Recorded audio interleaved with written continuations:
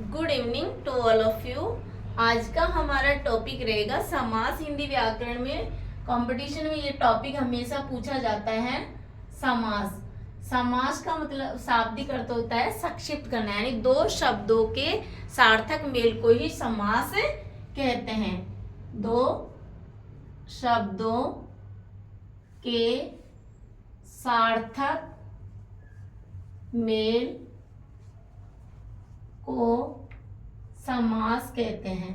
आपके डीएलएड में भी है ये टॉपिक और पीटीटी में भी है, और 4th क्लास को भी जो कंपटीशन दे रहे हैं वहां से भी यहाँ क्वेश्चन पुटअप होगा, यहाँ तक कि आरएस में भी है। ये तो हम सीधा सीधा मीन्स पहचाने।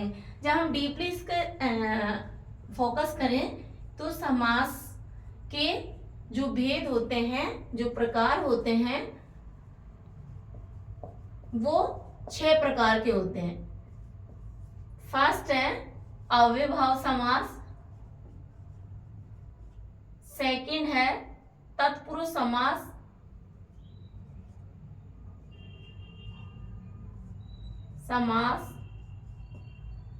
थर्ड है कर्मधारय समास, फोर्थ है द्विगु समास, और फिफ्थ है द्वंद्व समास, और 6 नंबर है बहुब्रीहि समास।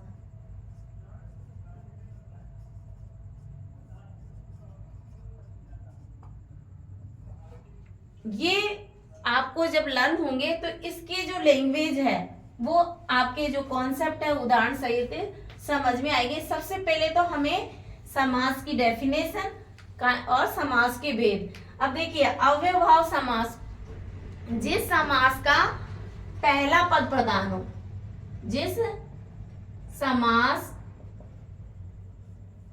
का प्रथम पद प्रधान हो और वह अव्यय हो। अव्यय का मतलब समझे कि विभक्ति चिन्ह कारक, यानी जो मूल शब्द होते हैं उसमें कोई परिवर्तन ना हो, विभक्ति हो चाहे कुछ भी हो, मूल शब्द में, जैसे भरपेट, भरपेट यानी पेट भरकर, पेट भरकर, यथाशक्ति, यथाशक्ति, शक्ति के अनुसार, यथाक्रम, क्रम के अनुसार। तो ये जो शब्द हैं ये बहुत मायने रखते हैं। ये जो मूल शब्द होते हैं इसमें किसी प्रकार का परिवर्तन नहीं होता है, उसे हम अव्ययभाव समास कहते हैं। तत्पुरुष समास को हम समझते हैं कि जिस समास का दूसरा पद प्रधान हो और उसमें विभक्ति चिन्ह कारक वो लोप हो, उसे तत्पुरुष समास कहते हैं। जैसे रसोई घर, रसोई के लिए घर, एक एक उदाहरण देके भी आप लर्न कर सकते हैं। रसोई घर, रसोई के लिए घर। कर्मधारय समास, जिस समास में पहला पद क्या हो, विशेषण हो, दूसरा विशेष्य हो और उपमेय और उपमान का बोध कराए, वो उसे हम क्या कहते हैं, कर्मधारय समास। नीला है अंबर तो नीलांबर, कर्मधारय समास कहते हैं। द्विगु समास, जिस समास का पहला पद संख्यावाचक हो और उस समूह और समार का बोध कराए, उसे हम क्या कहेंगे, द्विगु समास। जैसे दोपहर, तो ये द्विगु समास का उदाहरण है। जिस समास में दोनों ही पद प्रधान हो और उसमें या अथवा और शब्द हो, उसे हम क्या कहेंगे, द्वंद्व समास। जैसे माता पिता, माता और पिता।